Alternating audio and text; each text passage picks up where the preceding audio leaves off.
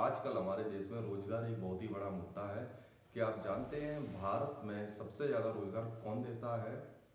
भारत में सबसे ज़्यादा रोजगार देने के मामले में सबसे पहले नंबर पर भारतीय सेना और दूसरे नंबर पर भारतीय रेलवे के बाद तीसरे नंबर पर हमारे देश की एक प्राइवेट कंपनी टाटा ग्रुप आती है। तो जानते हैं आज टाटा ग्रुप के बारे में। नमस्कार दोस्तों, मैं हूं देवांश चंद्रा। आप देख रहे हैं रिवाइंड इंडिया। जैसा कि हम जानते हैं, टाटा ग्रुप की शुरुआत सन 1868 में श्री जमशेदजी टाटा द्वारा की गई थी। उस समय श्री जमशेदजी टाटा ने टाटा ग्रुप को ट्रेडिंग कंपनी के तौर पर शुरू किया था।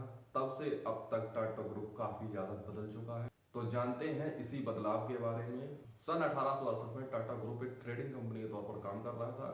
आज के समय में टाटा ग्रुप लगभग सभी क्षेत्रों में काम करता है। टाटा ग्रुप कितना विशाल है, इसका अनुमान इसी से लगाया जा सकता है। सन 2018 में भारत की जीडीपी में 4% का हिस्सा इकलौता टाटा ग्रुप ने दिया था। वर्तमान में टाटा ग्रुप 100 से भी ज्यादा कंपनियों का ग्रुप है। इस समय टाटा ग्रुप 140 से भी ज्यादा देशों में काम कर रहा है।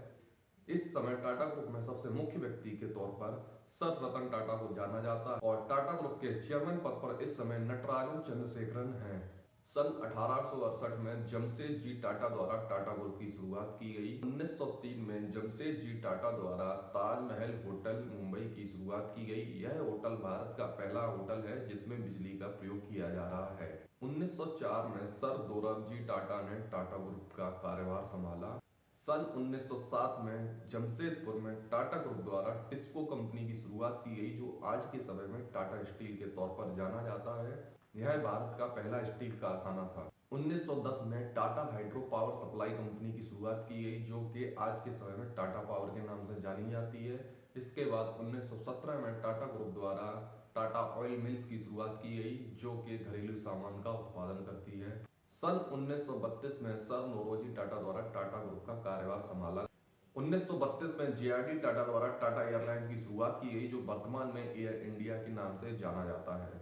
टाटा एयरलाइंस के शुरू होने के कुछ वर्षों बाद जेआरडी टाटा ने टाटा ग्रुप का कार्यभार सन 1938 में संभाला। जेआरडी टाटा का कार्यभार संभालने के बाद 1939 में टाटा ग्रुप द्वारा टाटा केमिकल्स की शुरुआत की गई। 1945 में टाटा ग्रुप द्वारा टेल्को कंपनी की शुरुआत की गई, जो कि आज के समय में टाटा मोटर्स के नाम से जाना जाता है। इसी कंपनी द्वारा 1954 में भारत में कमर्शियल व्हीकल का निर्माण शुरू किया। आज के समय की वर्ल्ड फेमस टीसीएस कंपनी की शुरुआत 1968 में टाटा ग्रुप द्वारा की गई थी।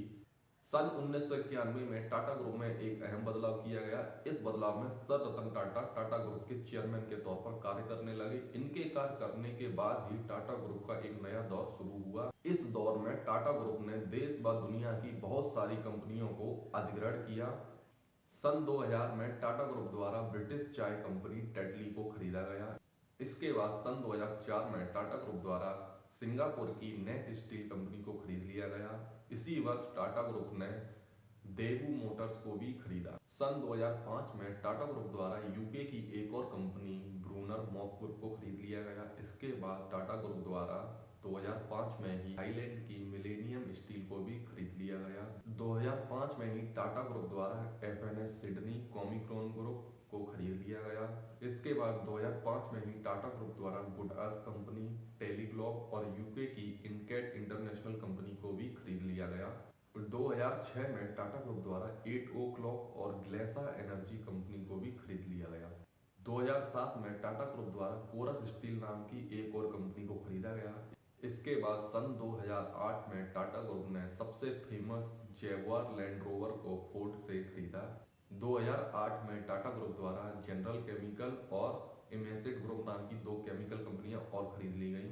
2008 में ही टाटा ग्रुप द्वारा पियाजियो एरोस्पेस नाम की कंपनी और चाइना की चाइना एंटरप्राइज कम्युनिकेशन को भी खरीद लिया गया। सन 2010 में टाटा ग्रुप द्वारा इंग्लैंड की एक और कंपनी हेविट रॉबिन्स इंटरनेशनल को भी खरीद लिया गया। 2012 में टाटा ग्रुप के चेयरमैन के तौर पर साइरस मिस्त्री को नियुक्त किया गया। 2013 में टाटा ग्रुप द्वारा एएलटीआई फ्रांस की कंपनी और 2014 में टाटा ग्रुप द्वारा एनर्जी प्रोडक्शन लिमिटेड भारत की कंपनी को खरीद लिया गया। 2016 में कुछ विवादों के चलते हुए साइरस मिस्त्री को टाटा ग्रुप से हटा दिया गया और एक साल के लिए फिर से टाटा ग्रुप के चेयरमैन के लिए सर रतन टाटा नियुक्त किए गए। 2016 में ही टाटा ग्रुप द्वारा वेलस्पन रिन्यूएबल एनर्जी ग्रुप को खरीदा, जो कि भारत की एक कंपनी है।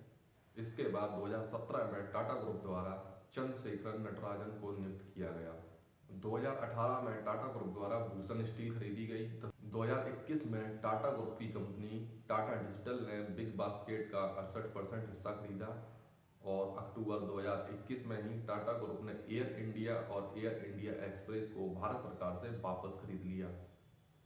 ये है टाटा ग्रुप का अब तक का टाइमलाइन। हम उम्मीद करते हैं भविष्य में टाटा ग्रुप और भी ऐसे ही कंपनियों को खरीदता रहेगा और हमारे देश का नाम रोशन करता रहेगा। यदि आपको यह वीडियो पसंद आया है तो चैनल को सब्सक्राइब कीजिए। धन्यवाद।